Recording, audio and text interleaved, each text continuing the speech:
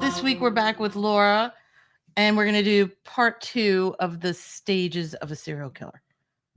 Well, Yes. So what, just for me, because I wasn't here, just recap like what you guys, just a short recap of what you guys talked about since I wasn't here.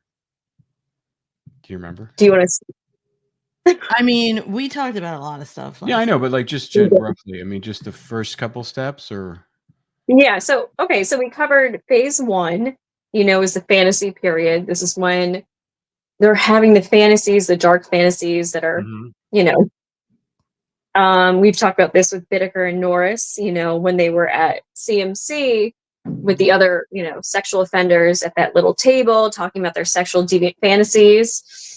This is it's a great example of how it actually escalates into more. It starts off as a fantasy.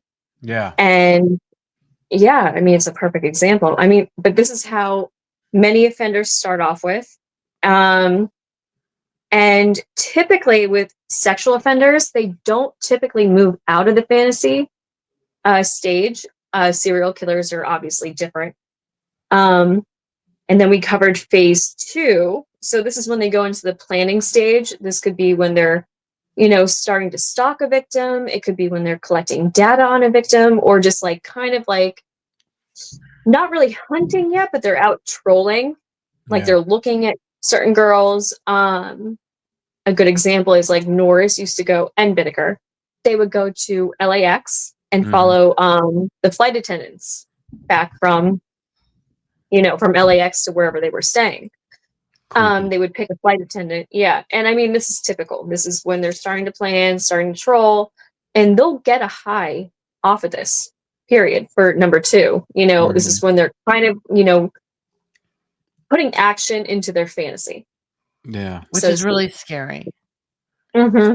We talked about how scary that is as a woman, to know that there's people out there that are watching you when you're not paying attention, stalking you and following you when you don't even know.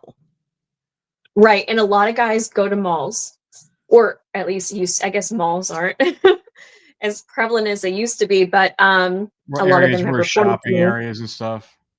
Yes, exactly. They'll go there. Right. They trolling some girl at a supermarket.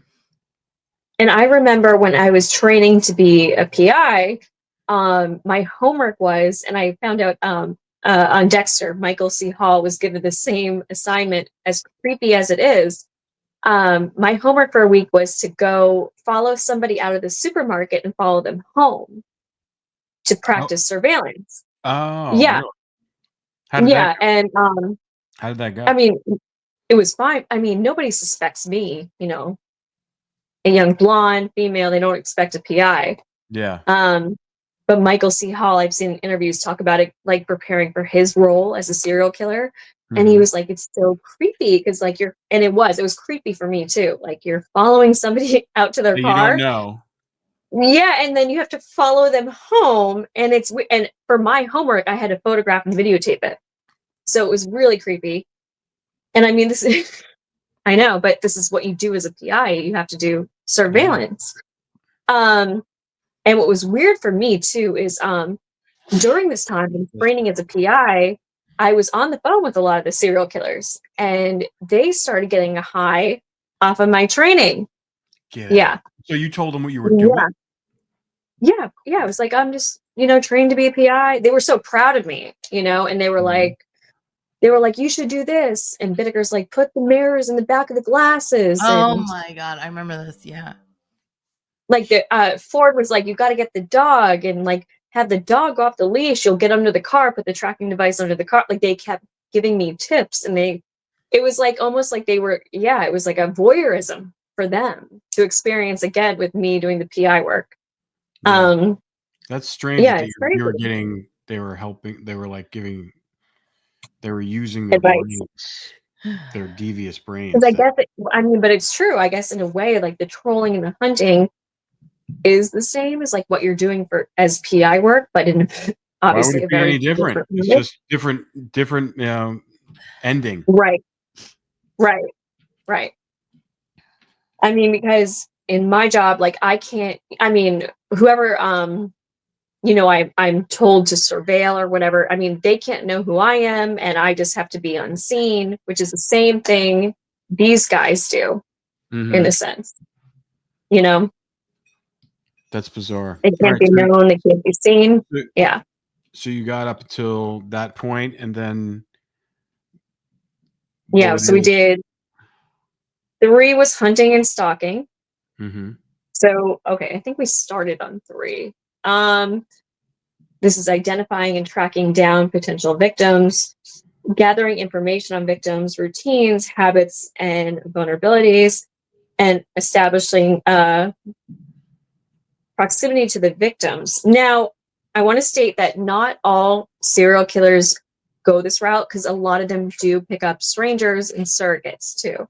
So a lot of the trolling can actually look like them going down to like Skid Row or random selection. Right.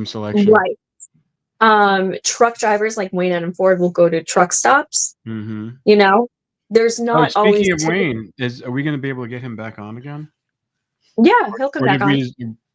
I hope we didn't pry. No, I can roll back on. Yeah. So yeah, not every serial killer is going to go through this phase where they're like pick a victim and they hunt them, kind of like Gargiulo and stuff. Like I said, that the truckers, they'll go to truck stops, or some of them will go to Skid Row. They'll go to where sex workers hang out, and they'll just look for victims of opportunity. And most of the victims of a serial killer are victims of opportunity. Bittaker and Norris is another example of that. Victims of opportunity. Yeah. All the girls were just they stacked the deck for themselves. Right. Like they created their opportunities. Yeah. Because they were today I think it would, back then, like Lake and Ing, they would look in want ads for, somebody selling cars or video equipment. Today that might look like somebody going on Facebook Marketplace or Craigslist. eBay that's a scary one. I've sold a couple like pieces of furniture on Facebook Marketplace, and the stuff goes very quickly, but it's like you have no clue who's coming to get your shit. No, you don't. One thing I always recommend is tell them you're going to meet at a police station. I've done that when I've bought stuff off of Marketplace before. Safer that way. Yeah, I've had a lot of serial killers. It's the smartest because I can't tell you how many have done want ads and Craigslist and something of that nature just to lure a victim in. They'll list stuff for free, like something like high value for free, just to lure a victim in. So if it's too good to be true, it usually is. Type of thing. It's better to be safe than sorry. So meet at a police station is what I always tell people. We've stupidly had people come to our house. Well, it's usually for pieces of furniture. It's like, where are you going to bring them? I wouldn't even have thought to meet at a police station just to get rid of a couch. Yeah. But it's makes more sense. Like then they come to your house. Now they've seen your house. That's true. Or at least have somebody there with you, or at least tell a friend, like, hey, this is this person's profile picture. They're coming to pick something up, just make somebody aware too. I've heard so many cases where a person has said, well, I told a friend or I told my sibling or something that I was meeting you, and it would stop them dead in their tracks because now there's a witness out there. Right. Yeah. Right. Well, I find it interesting how, the serial killers that you do talk to are kind of tweaking all the information that you have and kind of adding to it, giving their spin on it. Right. It's always so weird when they do that. Yeah. Yeah. It's like when we had that guy on, we call him serial killer X. We won't say his name, but like, he was really giving you blueprints of how he operated. So creepy. Like unadulterated blueprints.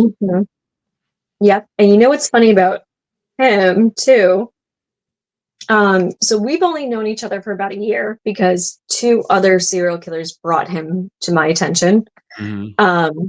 And they're like, you need to seriously dig into this guy. And but he's been doing something for the past, I would say, probably over a month, probably 2 months at this point. And I saw it from the jump start. And I actually brought up to him, I go, you don't think I know what you're doing? Mhm. And he said, I would be in the car and he would call and he would say, honk the horn. And I said, so I just kind of like let it slide a couple times. And then he kept doing it and doing it, honk the horn. And I said, I know you're grooming. And he goes, and he laughed and he goes, how do you know I'm grooming? And I was like, I know what grooming is. And I go, let me guess. The next thing you're going to tell me to do, I'm going to honk the horn. You're going to get me to do it a couple times. And then the next thing you're going to have me do is like swerve the car. And then run over like maybe a dead animal. Then you're going to tell me to run over a live animal.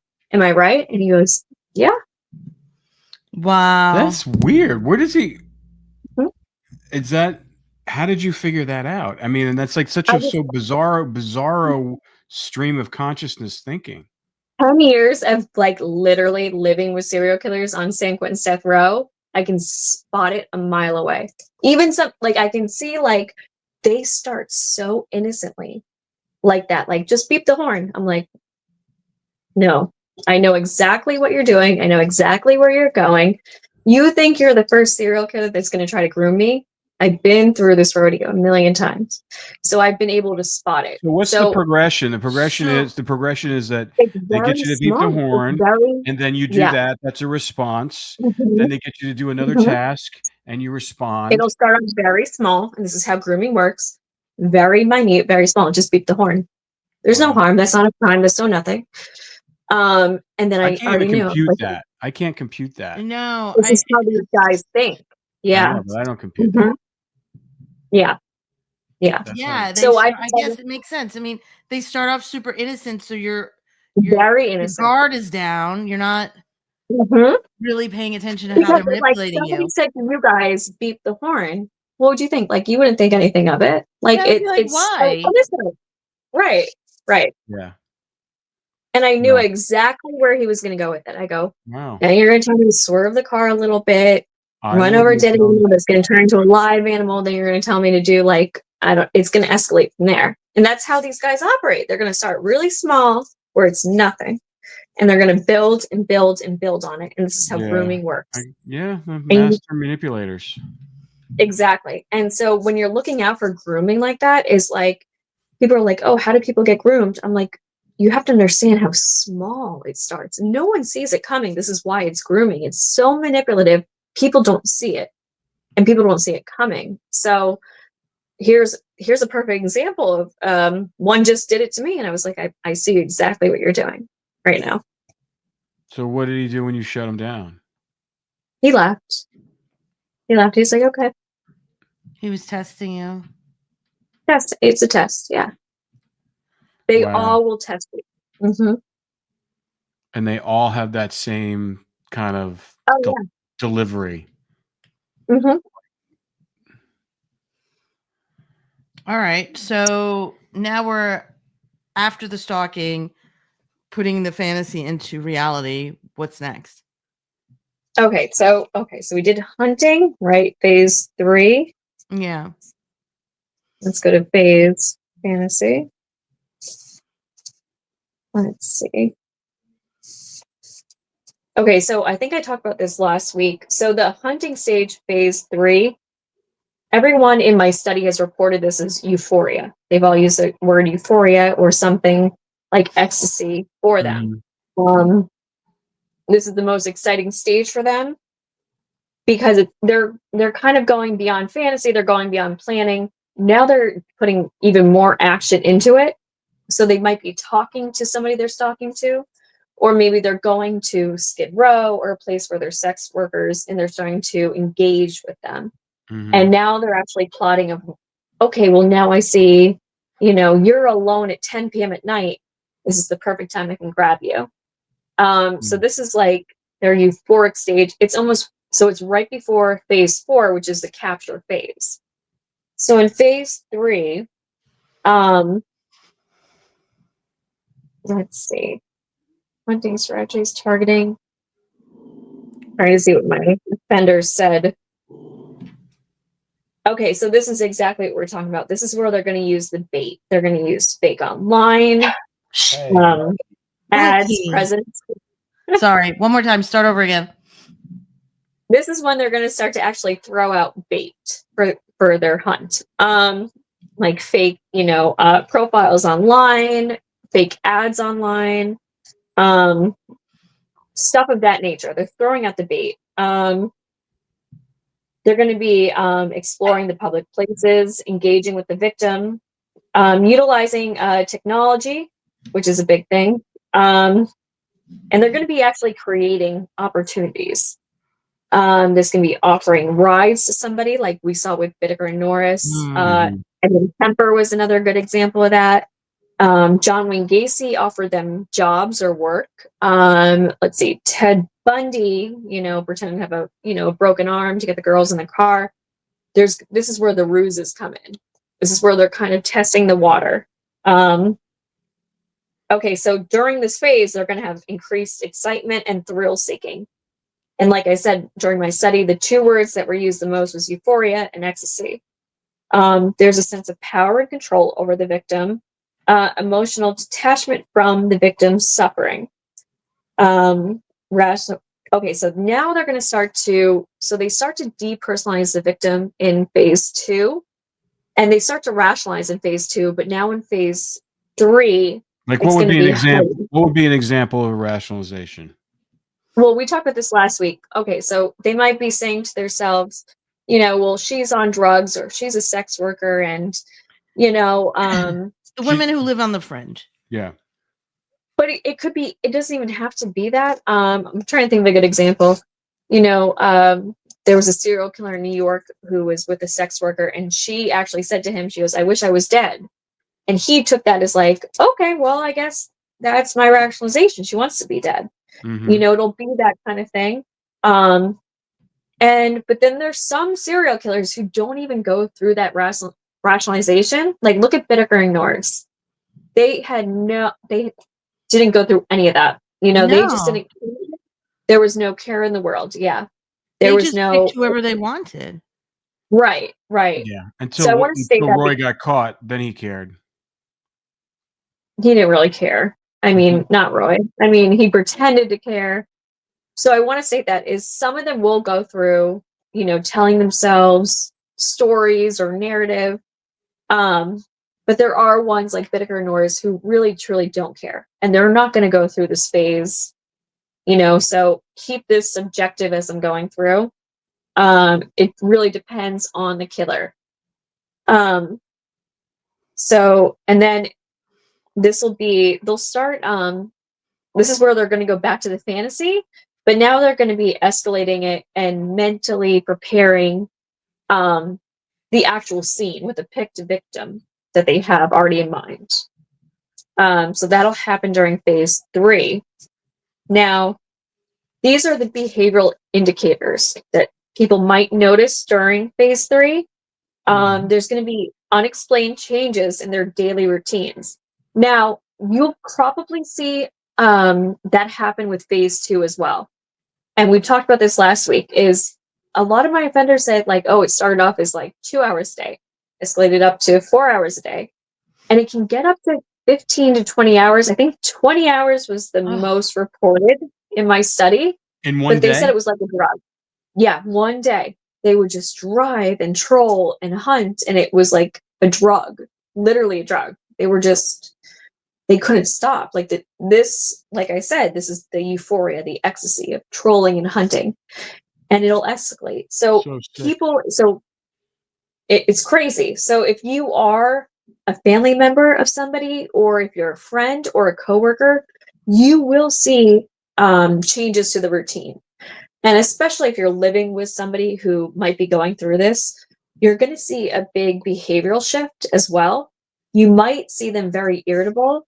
And once they leave, they're not going to have any explanation where they're going. They might give you some excuses, but you might even think they're having an affair. but they'll come back a changed person because they got that fix, they got that high, you know, Jekyll Hyde type of thing. Boy Scout to, I mean, no, it would be Jack the Ripper to Boy Scout coming back in the door. So once they get that fix, they're going to come back, you know, kind of like the person you knew them, but they're going to be very irritable until they go out and get that fix. So I you wonder. will. These are, I'd be curious to ask Carrie Rawson that. You know, BTK's oh, daughter. I'm sure. You know, Oh, because I'm she sure she said saw similar she stuff. said he was the best dad to her. He said he was always there, and like it was so, like she was in shock when she was told. Yeah. Yeah. She She said had it She's was no probably. clue. I have no doubt he probably was. But I mean, BTK was a hunter, a I troller, so know. I'm That's sure. what I'm saying. but she might not have noticed because it was her dad. Like I the was gonna wife say it would would have have been the noticed. little kid. Though I bet the wife would have noticed more. But Yeah. you should ask her because I wonder if she noticed maybe he left during the night, or maybe she heard him sneak out at night. She might have like had, but she, you know, as a kid, you probably don't think anything of it. You know, if you're, I mean, if I heard my dad leaving when I was a little girl, I'd be like, okay, he's going to the gas station or going to get milk. Like I wouldn't, Yeah. you know, your Wouldn't mind isn't register. tuned to, right, Yeah, and you're a right, kid, you don't know. Yeah, But you're not right. thinking, oh, my dad's going out to hunt and kill people. and he No, no. was so anal retentive about everything, very OCD. Mhm. He probably had everything Right. dialed. He always had everything dialed in. You know, Yeah. it's super creepy. No, if we can get Carrie on, we should totally talk to her. I mean, Yeah, I'm sure. I'd love to. I mean, I'd love for you to talk to Carrie. Yeah. I would Yeah. love to hear if she saw anything, maybe like what I'm talking about, you know, when she was a kid, if she noticed something like this, Yeah. you know, going on. Like I said, his wife probably knows more, but she might have seen things like this, or maybe like Mhm. him being in a bad mood and then the next day he's in a great mood. Yeah. Something as, you know, as Even if we small as can't get that. her on, we Yeah. have her recordings. We can actually listen. You can listen. Right. She's pretty detailed. She spent Yeah. like 2 Yeah. hours. She's talking to very us. intense. It's a really good interview. Yeah. And it was very traumatic, as you can imagine. So Oh, traumatic yeah. for her, you know. I Mhm. hate to like ask her to relive these things, especially since we've already interviewed her. But yeah, we can Right. listen to it and see what your thoughts are about that. Yeah, she's Yeah. because that it's really interesting how you say, for people. I mean, because by those classifications, I mean, my dad, when he was after work, he would go to the bar and then he wouldn't come home until late at night. So, I mean, it could be Well, something that's like the that. thing. Like people do normal stuff like that. Like they might go to the Exactly. bar, they might be with friends, and you never think, you know, But something I had like no that. idea where he was. Yeah. I mean, how do you Mhm. really know who? You just when you're a kid, your dad's either work or doing Right. other stuff. Right. It's not like you're checking in with him, Right. And like especially I about said, it could seem like an affair. It could seem like, you know, anything. People, a lot Well, of the women.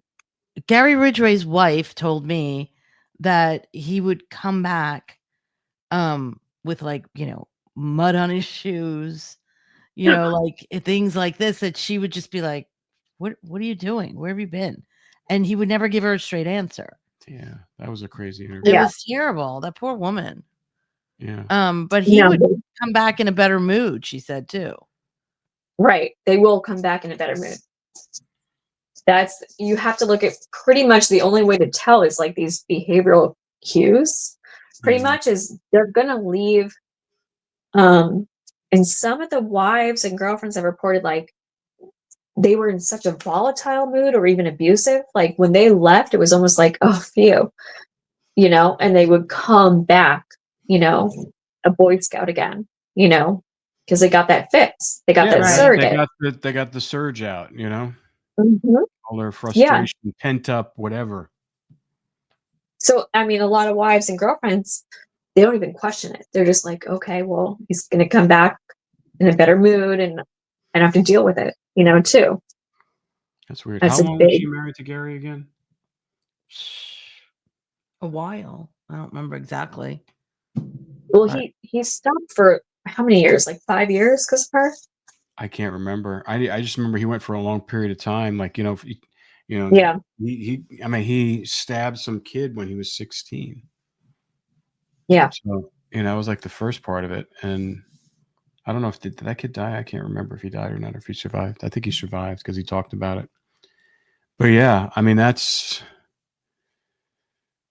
Well, I And mean, that, you look at him at 16, then you look at Edmund Kemper, who killed his grandparents, teenage years. You look at Bittaker, who was breaking into homes, peeping Toms, well, teenage he years. Like, he could have killed somebody when he was a teenager. He could have not told you about it. Do you think he would right. would have told you about it? Well, he told me about the old man he almost killed when he lit the blinds on fire We talked around the about house. that. Yeah. Almost killed. Mhm. I mean, Almost. he And could have killed him. We wouldn't have known. I do want to state something because the toolbox killer, like, it's like nails on a chalkboard. So Mary O'Toole talks about, she was like, oh, well, it almost sympathized with Bittaker that he his adoptive mother, took some matches and put it on his skin as torture. Mm-hmm. She did that one time, only one time, and it was not abuse. And it was, I think we've talked about this, it was not torture. The reason she had done that was because he almost killed that man in that fire, and she was trying to teach him about fire. But it was presented on the toolbox killer that he was like abused as a kid. No, this was his adopted mother trying to teach him about fire because he almost killed somebody at 12 years old. Yeah, He it doesn't. left him. That's not a justification to become a serial killer. No, and I really want to state that because the toolbox killer really misrepresented that. I mean, he almost killed an elderly man asleep, and his mother was just like, I don't know what else to do. I mean, she was dealing with a child psychopath. So, Right. So what do you do? And it's not even her kid. what do you do? It's not even her blood child. No. If I had a wish list of everybody I could interview, it would be his adoptive parents. Mhm. And there's a famous picture of Bittaker's little boy with two little girls on the sides of him. He actually gave me the picture, and they were going to adopt these two little girls because they wanted him to have siblings. And at the last minute, his adoptive parents did not adopt these two little girls. And I really wondered if it was because they were scared because of Larry. Probably. As a little boy. Mm-hmm. Probably. They, you have a sense. You have a sense. Yeah. All right. So what are we on? Stage 5 now? Stage 5. Okay. So now we're past the hunting, the stalking, the fantasy. So now we're into the capture phase. This is when they're actually going to take a hold of the victim. So they're going to do so by force, violence, manipulation. Ted Bundy with a cast. Edmund Kemper used the fake watch.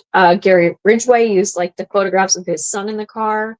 There's a lot of different ways they're going to do this. But they're going to do, or they can even do an ambush, which is what Bittaker and Norris did when they took Cindy, ripping her right off the sidewalk. Oh my God. Yeah, so there's different methods they're going to use, but this is the capture phase. Now, some of the characteristics you're going to see, or psychological characters, is an intense excitement for the thrill seeking. They're going to get a really heightened sense of excitement, a sense of power and control, dominance, of course. Now, this is where they're going to completely emotionally detach from the victim. So they're going to actually objectify the victim during this stage. This is not a person to me anymore. It's a plaything. This is a doll. This is a plaything, a pet. It's not a real human in their minds. This is what they're psychologically going through. And let's see, what else is going to happen? Escalating. Okay. So now it's just like everything they've mentally rehearsed is going to play out. But like we talked about in last episode, nothing is ever going to match their fantasy. Right. Because, the fantasies are that, they want this. If the girl smiles at them, it's like, oh, they really want this. Yeah. So the fantasy is never going to actually match, their crimes. Yeah. Ever. And they're replaying the fantasy over and over in their head. Right. So it's like Right. perfect. So, and the whatever they do is not perfect. Exactly. Imagine, and I put it in terms last week. Imagine, you write a screenplay, you're making a movie, right? Now you have the actors on stage, right? You're filming them, and it's nothing like you envisioned or wrote. And you're so pissed off and upset because you're like, this is not what I wanted. They're kind of going in that same, thought process. Like, this is not what I wanted, this is not what I envisioned. And that's what's going to happen every single time for them, because Yeah. it's not ever going to be what they fantasized about, what they thought, what they rationalized in their brains. It's never going to match that ever. Yeah, but they're No still matter getting what that. they do. They're still getting the dopamine rush, though, right? Oh yeah. I mean, the adrenaline, dopamine, serotonin. I mean, like I said last week, with the trolling, kind of like when we work out. When we work out, we release dopamine and we feel good, we feel energized, we're working out, our bodies feel good. For them, when they're out trolling, they're going to get that same dopamine rush that we have when we work out. And then what happens is a correlation forms, right? If I do this, I feel good, right? And now if you do something, especially for 30 days, now it's psychologically a habit too. So the way we're working out and we feel good, they're doing the same thing. That correlation is forming. If I do this, I feel good. Now it's my habit. Yeah. And now for them, it's, well, I guess working out could be an addiction too. But for them, yeah, now this is why you see it go from 2 hours to 4 hours and 6 hours. They literally Yeah. get addicted to the trolling of this. Yeah. So how does this apply to someone like, just talking about something that just happened like last week, the guy who shot the United Healthcare CEO, this Luigi guy that they just caught. I mean, have you been following that at all? And A little bit. I've been picking up, I've been so busy, but I've been hearing bits and pieces. From what I've heard today, he's a vigilante. I don't know if this is accurate or not. I don't know really. I think he's kind of fashioning himself a vigilante. I mean, Mhm. he doesn't, I don't know if he fits I don't know what kind of mold he fits, but he's highly intelligent, Mhm. but I don't know if did he go through those same phases, even though he's only done it once? I don't know because I have to know more about the case. Yeah. He obviously trolled the guy. He knew exactly where he was going to be the whole Excuse me. time. And he was there for 10 days beforehand. So he, Oh, I didn't know that. So he did yeah, kind of talk he him was, out and stuff. oh yeah. Yeah. He knew exactly where he was going to be in that morning and stuff like that. Mhm. And, he planned with, I can't remember what kind of gun he used, but some people said it was like some sort of ghost gun. Yeah, it that was he made with out a of, 3D printer. Silencer? yeah, with a 3D Wait, what? print. With a 3D printer. It's a 3D ghost gun. So printer? he actually made it from a computer program and a 3D printer. What? So there's no like serial numbers. There's no, I don't know if it leaves rifling marks. So it's That's like, crazy. yeah. And Wow. I don't know if that's the gun he used, but they found one on him. But I was just curious if he'd be going through, even though he had never done. He would go through something similar. I mean, I There's a don't lot know of the planning. motive. It was a lot of planning. So I guess Well, they said that he was in a lot of pain, they said, and yeah. maybe there was a reason because he wasn't getting the care that he needed from insurance. I don't know, something like this, but Is he sick or does he have? Yeah, like he had some sort of back issue. Some weird back issue. I can't even pronounce it. But he was born with it, and I guess it was flaring up, and he had surgery, and that wasn't helping, and who knows? This is like all preliminary. I don't even know if it's actually part of his story, But yeah, I was just curious if someone like that who's only done it once, or who knows if he would have done it It'll again. still fall. He probably did fantasize it beforehand, and then obviously went into the planning, stalking. I mean, he would still follow the same criteria, but in a different way. I have to know more about the case to know for sure. But It's still very he's fluid. still going to go through thinking about it, planning about it, stalking. I mean, yeah, I mean, that is same thing. But yeah, I'd have to know more. But it does seem like, yeah, he's following the same things. Because I'm sure he had the fantasy way before he even took any action. Almost like a school shooter. Right. One and done, you know? Mm-hmm. Even though he tried to get away. Yeah. You know, unlike a lot of the school shooters who never make it out of the building. Right. Right. So after they capture their victim, then they act out their fantasy, but it doesn't satisfy them. Is that what you're saying? Yeah, I mean, it'll never satisfy them. No. So, I mean, yeah. I mean, crazy to even think, but this is what I said last week. They're so they're filled with delusion. I mean, it's a fantasy of delusion. Like, we'll play some more of Bittaker's tapes maybe next week, but you hear him saying, like, oh, if I take this girl and I tell her there's robots and, you know, it's Armageddon or whatever, you know, she'll fall in love with me. Yeah. You know, like, so crazy. Come on. I mean, but this is how they think. And but yeah, it'll go from capture. Now the next phase they're going to go into phase 5, which is the murder phase. Now the number one motivation for the murder is always sexual gratification. And during my study, I found that 80% of my serial offenders reported sexual gratification being the number one cause.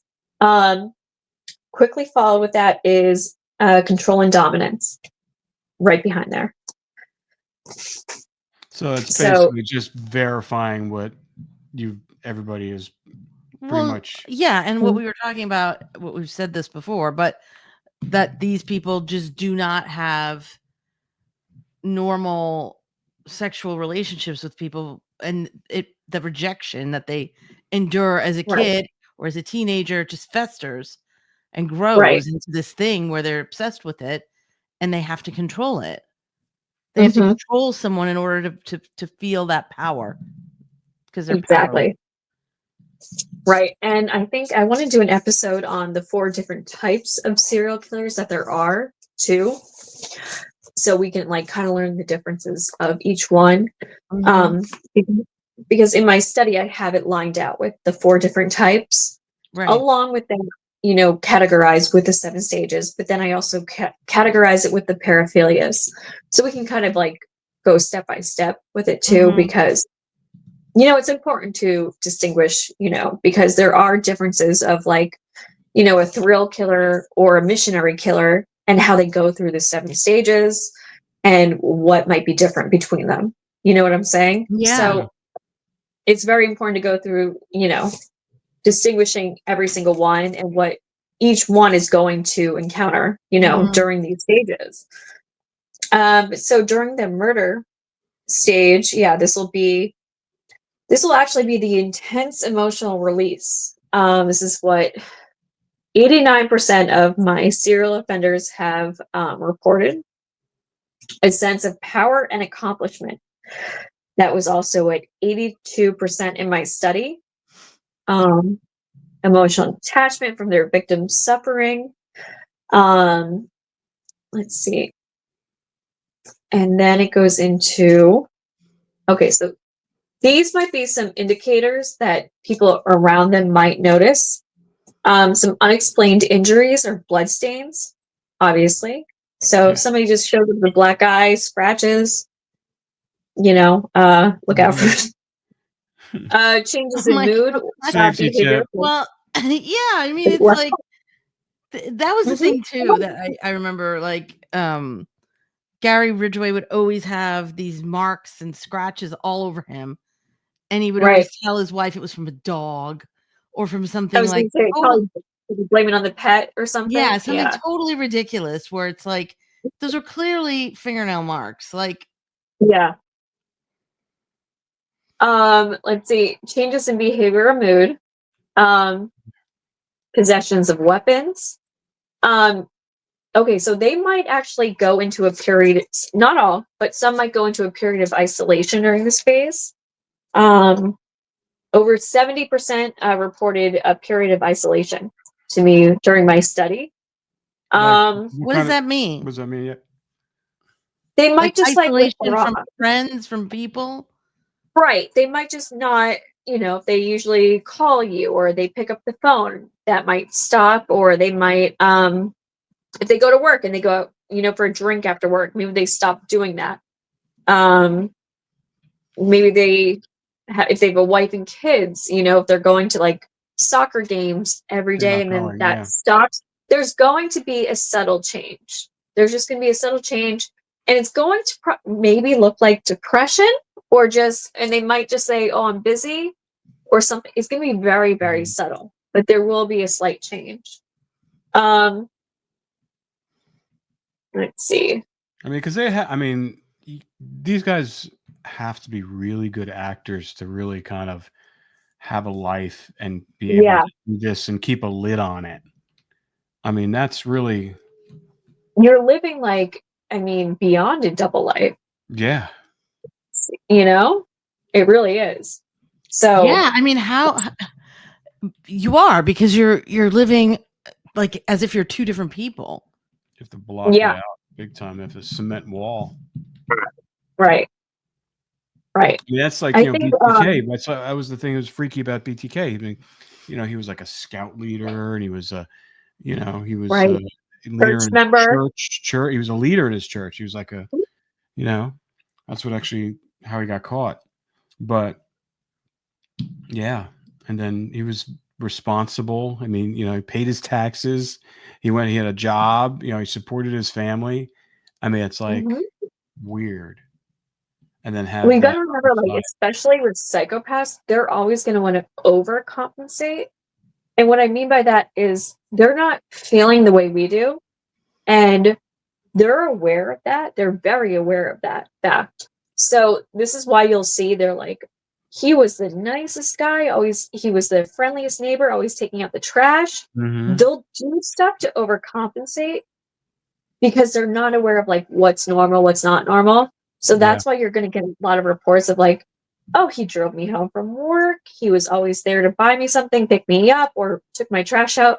They're doing little things to kind of overcompensate for their lack of emotion. It's very subtle. I mean, it's very hard to recognize. Sounds like they're grooming the neighborhood. Sounds like they're grooming the neighborhood. Right.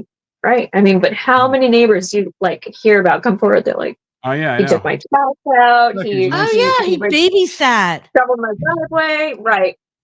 Wasn't it Bittaker who babysat?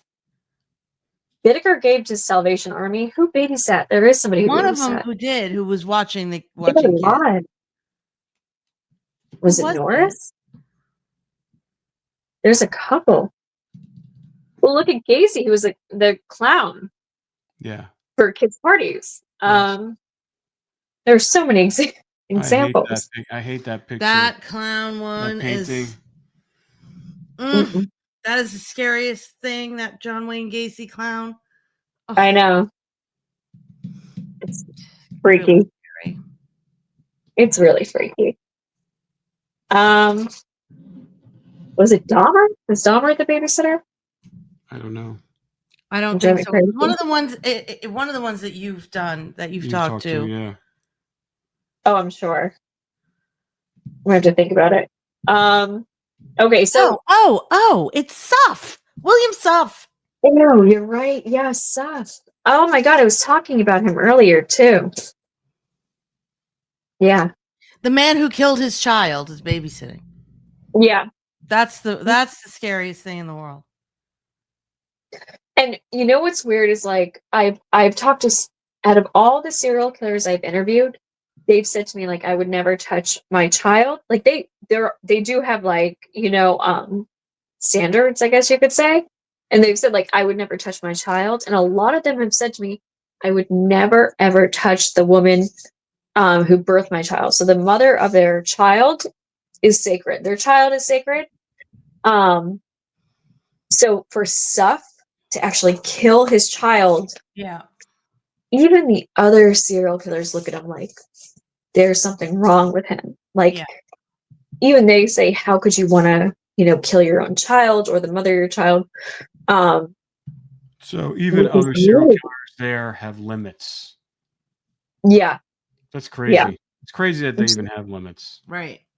Yeah. They all say to me, they're like, I was bad, but Bittaker, because they've read the book. It's always like a Bittaker. And, but they kind of like rank themselves. I mean, I guess it's not too weird. I mean, prison. Well, it's like you said, they felt about Gargiulo too. They're like, yeah, I'm fucked up, but Gargiulo. They hate Gargiulo. Yeah. Yeah, that is really interesting. This hierarchy amongst them. Yeah. Well, yeah, I mean, even Douglas Clark and Bittaker, they all thought that they were smarter than everybody else. Yeah, their little group with Rodney Alcala and them. So weird. Is it weird? Yeah, I remember one time I had just finished the book on Bittaker and Norris, and I was sending it to Wayne, and he goes, "Oh, did they kill like sex workers?" And I was like, "No." And he's like, "Oh, what were their victims?" And I go, "Well, victim number 1, they ripped off of a sidewalk walking home from church." And I'll never forget even Ford's face. He was like, "What? Because he was like, "Oh, that's horrible." So I mean, yeah. I mean, come on, it's just insane. It's insane. Right. This little girl is walking home from church, in like Redondo Beach. No, I know, but still, which is like I'm the kind of reacting. safest neighborhood you could imagine in broad daylight. Walking home from church. That's why I always say, like, do not walk where there's bushes. Do not walk where there's no one else around. Do not walk if you see a van. Like, run. If you see a van and you're by yourself, run. The white van. The white van. If you see a white van and you're alone, run. That's all I'm going to tell you. Yeah, my niece is 13. He's not allowed to park next to a white van. I don't want anything to do with it. No vans. I'm telling you. No. My niece is 13. I like walked her out to the street, and I was like, "You see those vans? You never ever walk." And I just even Romeo, who's 6, I'm like, "You do not walk alongside the vans." Drill that into his head. I drill it into them. Yeah. Yeah. No, but what I was reacting to is Wayne Adam Ford's reaction to Bittaker. It's just like,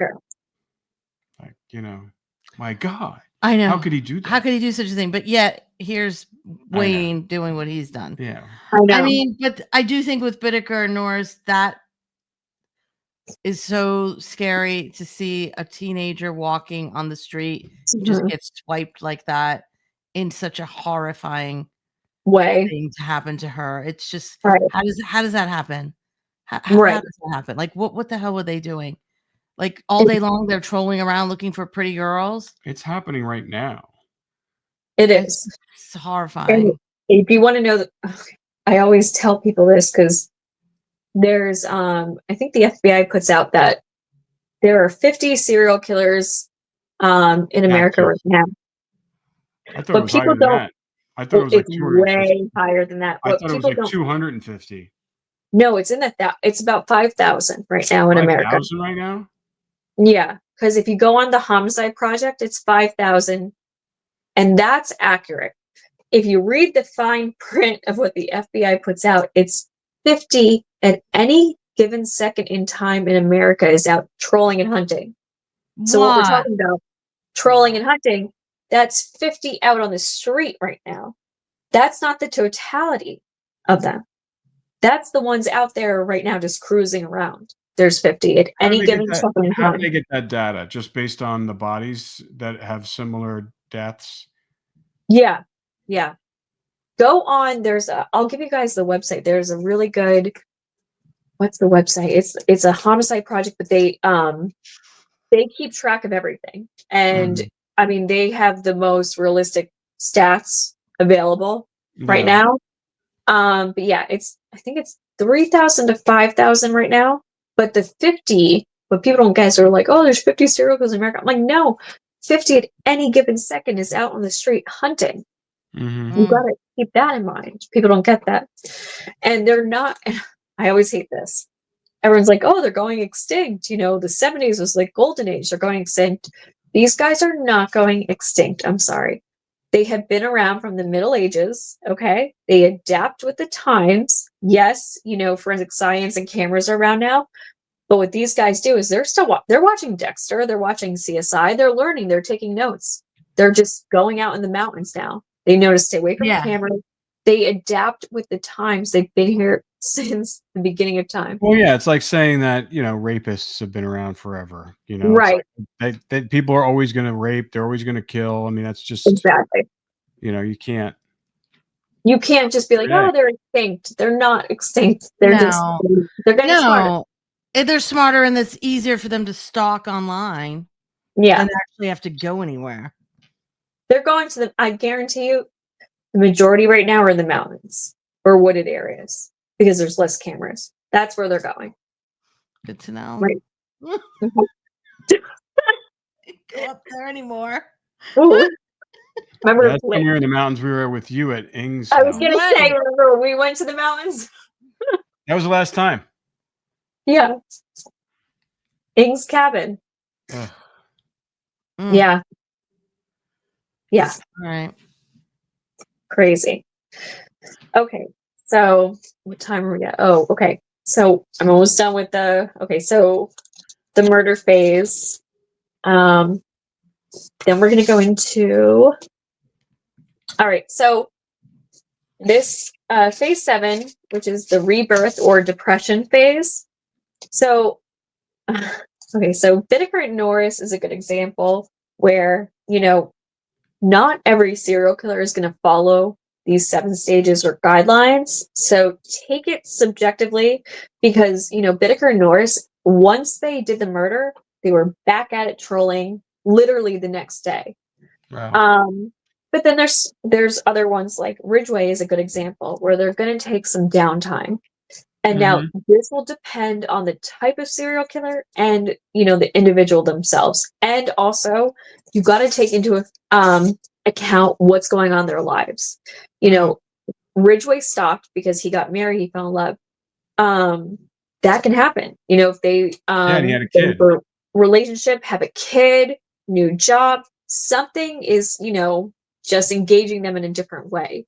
It can stop this. It can, or at least, prolong it from happening. Yeah, same thing with BTK too. He had like a period off period because I guess was too busy with all his church and scouting and raising his family. Right. No, it can happen. And this is the phase where it really is subjective for each killer. So it just depends how long it's going to take them to go through this. But what they'll feel during this is like, this is where they're going to go into kind of more withdrawal. They're going to kind of go into their justification phase of telling themselves it was okay, or it was just, they might even tell themselves it was just once. It was just once. I'm not going to do it again. And then they'll repeat the cycle. This is very common. About it was just over 50% said they went through this justification where they were like, you know what, I did it once, but I'm not going to do it again. And it cycled and repeated. But then a lot of them, Bittaker Norris, great example, and BTK, they're going to relive the crimes too. So they might have taken a trophy, maybe an audio tape, photograph, a lock of hair. It could be anything. And, that's their trophy, and they're going to use that to relive the crime. And I have a question. You may not have the answer to it. Is that a gender thing? Do you think that's a male thing, the trophy thing, as opposed to? I don't. And I don't, because the reason I say this is because I would say I take trophies. But I remember like when San Quentin was being dismantled, death row, I said I want to take something from San Quentin. And yeah, but you don't kill anybody. That's what I'm saying. It's like I'm talking about. But I feel like even predator and a predator's I know. A female serial killer. Should they take trophies? But I feel like every single investigator and homicide detective I know also takes like a case file. There's just some type of like, I feel like we all kind of do it too. Like all the detectives I know do it too. Like I can't tell you, I was just at a detective's house the other day and he goes, here's my murder book, you know, just like a serial killer with like the police files or whatever. But he had it like in his china cabinet, like displayed, like almost like a china plate. Well, So I yeah, feel like, it's representative of his work. well, What yeah, I'm, it's with what I me. was It's, trying it's to representing my say work. is, yeah, what I was trying to explain is that the fact that, you know, they take it after they kill somebody, so obviously they can, you know, visualize, have some sort of, and relive it. And I didn't know whether or not that was something that was more male dominated versus female. Like the female serial killers, do they take trophies? They do. Okay, They so do. there you go. That was basically it. Historically, it's weird. Females are very different. But for trophies in history, a lot have taken blood. That's been something females do. But also, a lot of them thought the blood was going to make them youthful and younger too. So, like a vampire. You know, Okay. On that note, I guess at first we should end it. Yeah. So I guess, yeah. So women are trying to be youthful. Men are taking things for sexual gratification. Yeah. There we go. All right. There you go. Awesome. This is so interesting. Next week, I think let's go over the 4 different types. Yeah, definitely. And then, Definitely. we talk about Bittaker and Norris. Yeah. Using those. We'll get some more tapes on. We'll have Wayne back on. Yeah. Awesome. Yeah. Okay, cool. All right. Well, thank you, Laura. Thanks, Laura. No problem. See you next week.